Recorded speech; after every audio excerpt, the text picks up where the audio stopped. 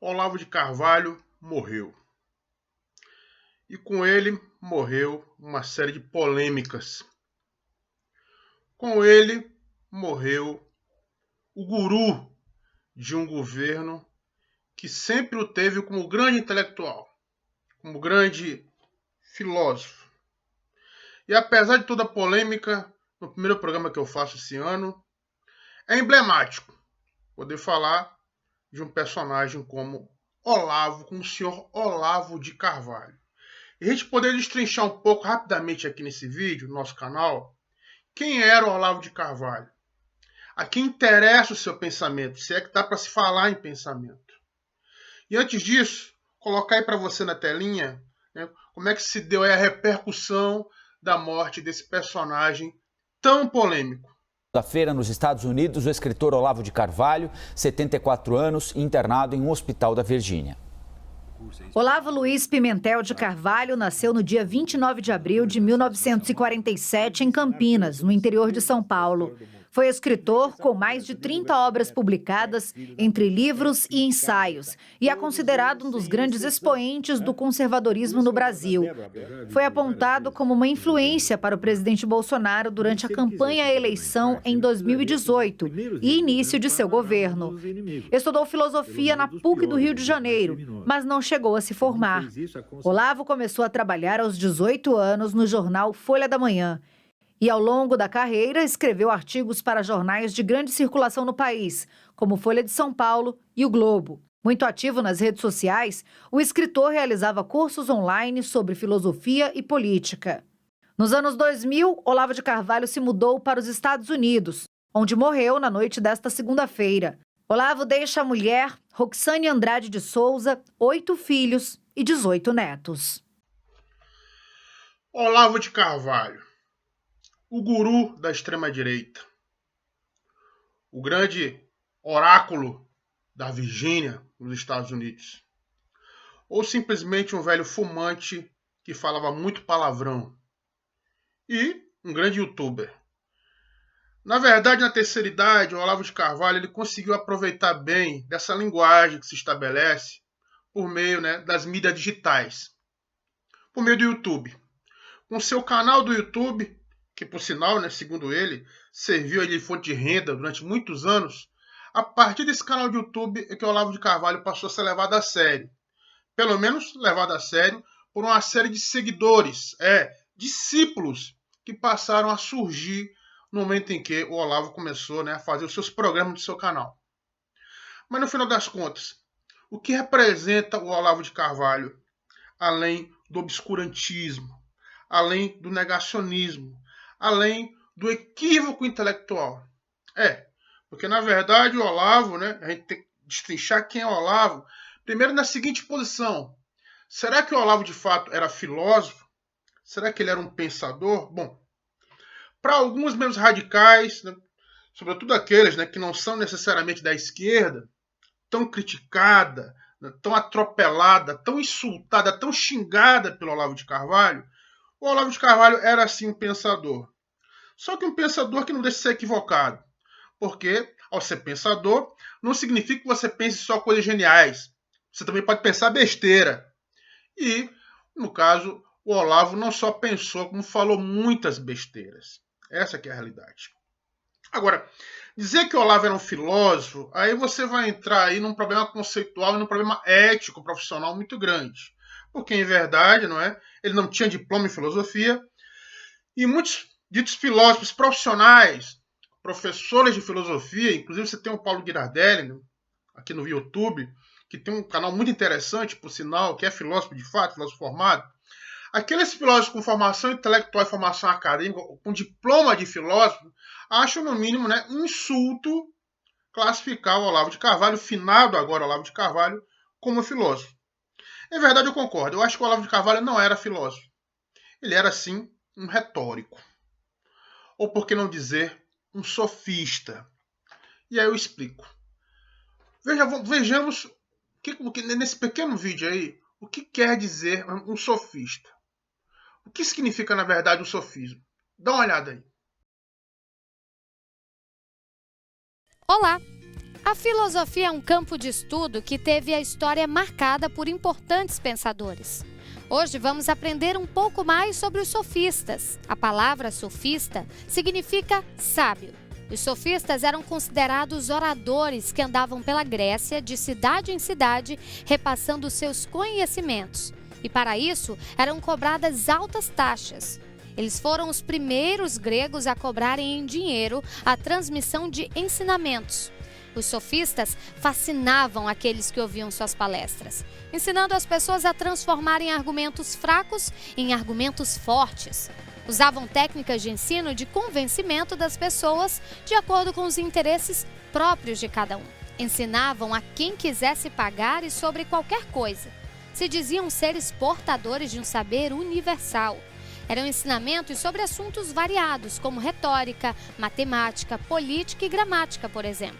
Acreditavam que a verdade não existia. O que existiam eram opiniões, boas e más, melhores e piores. Apesar de a palavra sofista significar sábio, eles não eram bem vistos. Para Platão e Aristóteles, eles eram considerados charlatões, maus filósofos. Os mais conhecidos e importantes sofistas foram Protágoras e Górgias. Como sofista, o Olavo ele dominava a arte, que é uma arte que a gente não pode deixar de elogiar, a arte da palavra. Era um cara de muita lábia. Ele sabia se vender. Ele era um ótimo vendedor dos próprios livros.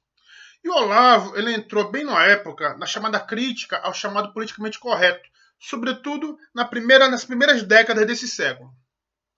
Um período em que, no momento em que a esquerda, o governo Lula, o lulopetismo estava em alta evidência, e que havia todo aquele discurso de um nacionalismo ali desenvolvimentista, daquele Brasil que vai dar certo, ou eu sou brasileiro e não desisto nunca.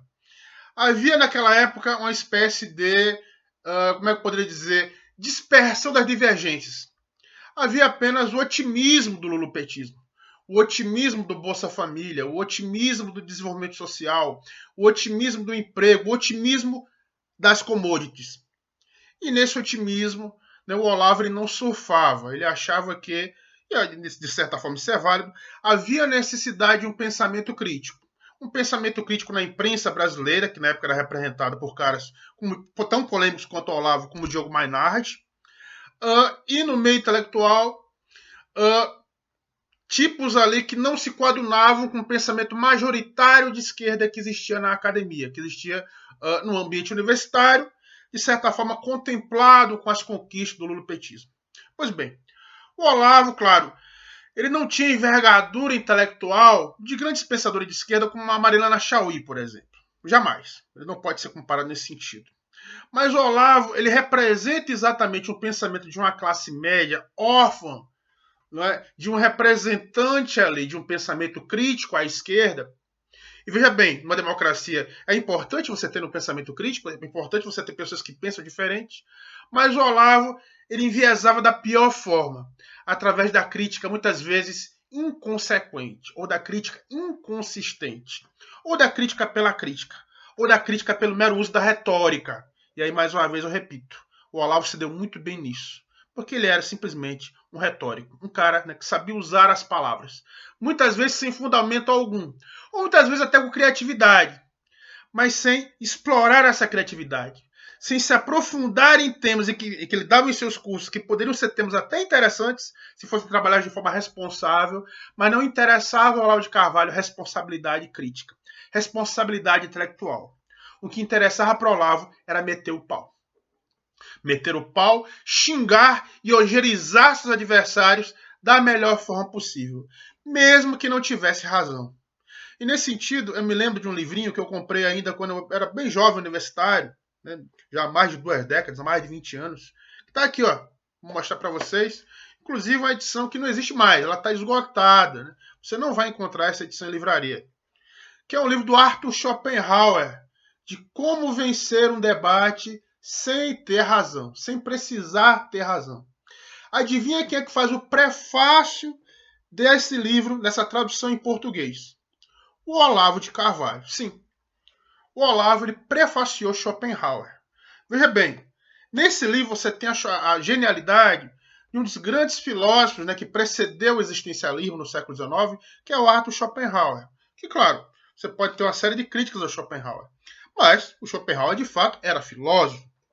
E o Schopenhauer, nesse livrinho, ele fala exatamente do uso de uma retórica, repetindo os gregos, repetindo os sofistas gregos que vimos há pouco no vídeo. O Schopenhauer ele tenta, de certa forma, na era moderna, resgatar essa retórica sofista agora em termos dialéticos. Ele trabalha uma espécie de dialética que ele chama de dialética erística.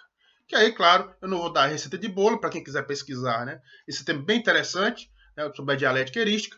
E, claro, o Olavo de Carvalho leu Schopenhauer. O Olavo de Carvalho tentou, de certa forma, traduzir a dialética erística? Sim. E como eu falei há pouco, esse foi um trabalho intelectual interessante. O problema é que o Olavo ele não se aprofundou nisso. O Olavo ele ficou só na superfície. Até porque interessava, né, ao guru da Virgínia tão e simplesmente, né, ficar na superfície. Porque era pela superfície que ele ganhava adeptos. Pela superfície é que ele transformava seus cursos pela internet numa espécie de seita. Uma seita política que pegava pessoas, né, sedentas de um conhecimento crítico, sedentas de se deslocar de um pensamento majoritário que a esquerda intelectual no Brasil tinha, mas eram pessoas, de certa forma, mal fundamentadas e mal resolvidas. Como, por exemplo, o senhor Ernesto Araújo, diplomata, ex-chanceler, ministro das Relações Exteriores, e que foi aí, né, um dos grandes representantes do olavismo no governo Bolsonaro. Assim como o senhor Abraham Weintraub, né, e o seu antecessor, o senhor Velez, né, que também foi ministro da Educação e que também, né, tinha ali simpatias, por que não dizer uma certa adoração pelo senhor Olavo de Carvalho. Só que o Olavo ele tinha também seus críticos. Críticos na própria família, como a filha Heloísa, dos 8 filhos, né, que o Olavo de Carvalho deixou, além de dezenas de netos e bisnetos, mas uma filha em particular que virou uma de suas piores detratoras e que no Facebook colocou, né, com a morte do pai, sem comemorar, claro, de forma mórbida, a morte de um genitor de um parente, mas ela coloca de forma clara que o Olavo, né, ela orava para que o Olavo fosse perdoado por Deus ao subir para o andar de cima por conta de tantas maldades que fez. Eu não vou entrar aqui no mérito, né, de questões pessoais, até porque eu não tenho problema pessoal nenhum com o Olavo de Carvalho. A minha questão é com o seu pensamento. E com os efeitos que o seu pensamento teve, ou seus não efeitos, dentro da pseudo-inteligência de direita brasileira. Em verdade, a direita brasileira, ou se preferir a sua extrema-direita, ainda nos deve grandes intelectuais. Em verdade, né, a nossa extrema-direita deve, por exemplo, como na Alemanha você teve, né, grandes intelectuais, respeitados apesar da sua vinculação com o nazifascismo, como, por exemplo, Carl Schmitt, na Alemanha, que foi grande constitucionalista, ao qual, inclusive, já escrevi artigos e livros, né, lembrando a figura do Schmitt, apesar de toda a sua polêmica, ou de grandes filósofos como da hermenêutica, como Heidegger, como Martin Heidegger, que também teve ali a sua certa vinculação ao nazismo, mas não se deixou tragar pela burrice do extremismo. Essa que é a verdade. E o Olavo de Carvalho, com a sua retórica, o que ele fez não foi formar pensadores. O que o Olavo de Carvalho fez foi apenas alimentar politicamente extremistas. Justamente por força de um discurso raso, de um discurso recheado de palavrões e recheado ali, né, de pseudos erudições para tentar trazer ali um cara que lia muito. E, de fato, o Olavo lia. Só que das suas leituras, ele não procurava ali construir sistemas. É isso que o diferencia de um filósofo. É isso que o diferencia, né, justamente da figura do filósofo. Porque o filósofo busca, com as suas reflexões, construir sistemas de pensamento. E é sobre sistema de pensamento que a gente vai falar daqui a pouco na nossa dica de leitura.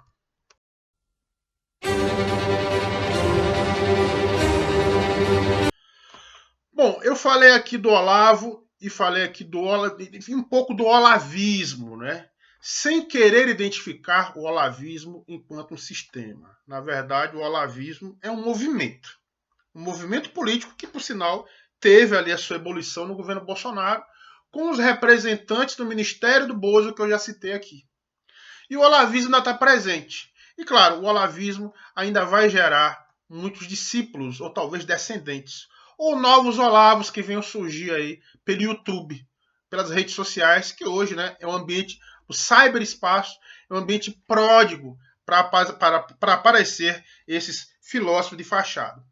Mas, em verdade, se a gente for falar de filósofo de verdade, e se contrapor um pouco ao negacionismo de pensamentos como o olavismo, pensamento esse, por exemplo, que negava a vacina, e o Olavo, né, contraiu o Covid, e tudo indica, né, que o que contribuiu, inclusive, para esvaziar a sua saúde, para enfraquecer a sua saúde e culminar com a sua morte, foi justamente o negacionismo em tomar vacina e o triste fato de ter contraído, né, o terrível vírus pandêmico da Covid-19. Então, em tempos de Covid, em tempos de negacionismo, em que muitos seguidores do Olavo, inclusive pessoas nos Estados Unidos, falam em liberdade de não tomar vacina, e ao se questionar a obrigatoriedade da vacina, sobretudo a obrigatoriedade de locais de trabalho, lá nos Estados Unidos, onde o Olavo morreu, e os seus discípulos defendem isso, que, na verdade, qualquer um que defenda a obrigatoriedade da vacina é um liberticida,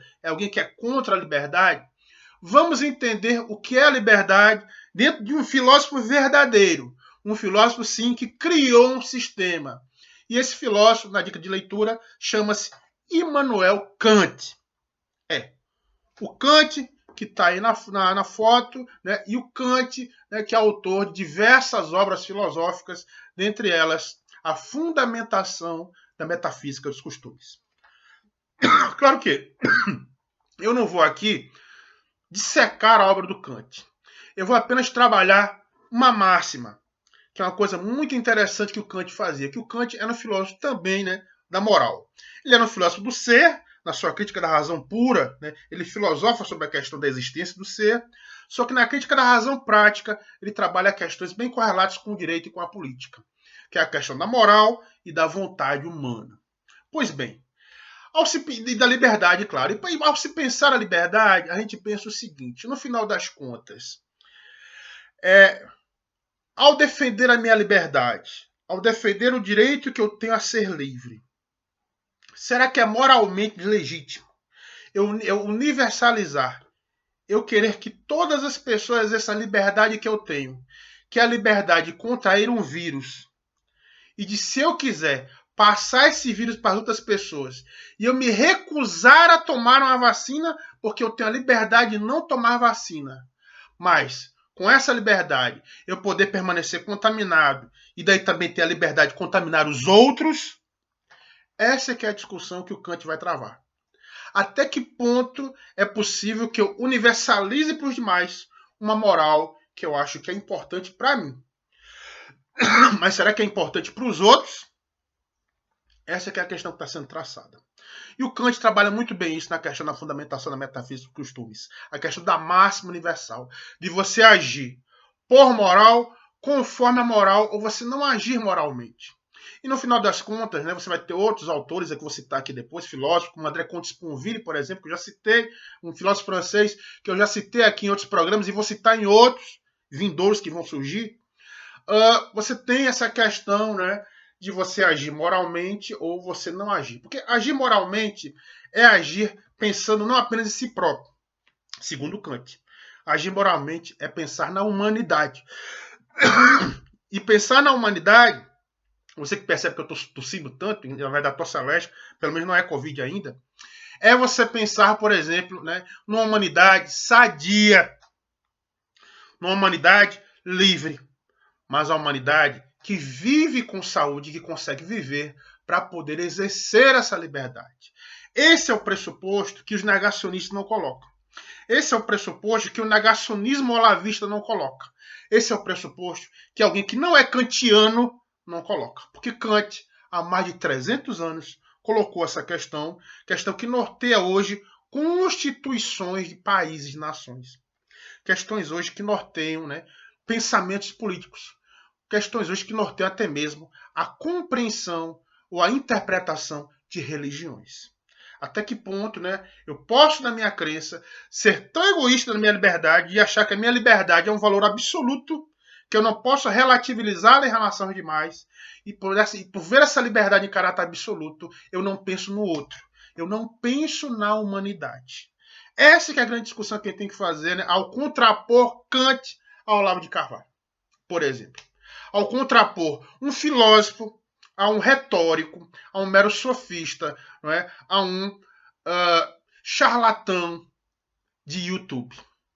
Que no final das contas, né, o Olavo tristemente deixa na memória, não de seus fãs, mas daqueles que realmente compreenderam o seu pensamento, que ele não passava, na verdade, ao dizer esse filósofo, ele não passava de um charlatão. No final das contas, o Olavo era tão simplesmente um velho que no final da vida conseguiu render uns trocados e viver nos Estados Unidos, porque vendia um peixe e sabia vender muito bem o peixe. Sabia vender o próprio Olavo de Carvalho. Então, meus amigos, nesse sentido, né, desejo a todos vocês uma boa semana, né, uma boa semana em que, diante da variante da Covid, da Ômicron, a gente sabe, né, que tantas pessoas estão se contaminando e contagiando, mas a gente também sabe, né, e com grande esperança, que a OMS já decretou que 2022 pode ser, né, um ano do fim da pandemia. E a gente tem que pensar positivo, a gente tem que pensar com felicidade, a gente tem que pensar que o pior já passou. Agora, claro, o pior já passou para quem tomou a terceira dose da vacina, que foi o que eu tomei, e tomo quantas for possível para simplesmente pensar em uma humanidade livre, mas sadia. Tá certo? Quem gostou do canal, quem ainda não se inscreveu, por favor, se inscreva. Dê o seu like se gostou do programa de hoje. Compartilhe e, por favor, ajude a divulgar a mídia progressista e ativista nesse país. Tá certo? Muito agradecido e continuemos firmes, apesar da pandemia, apesar do Bolsonaro, apesar do olavismo. Tchau.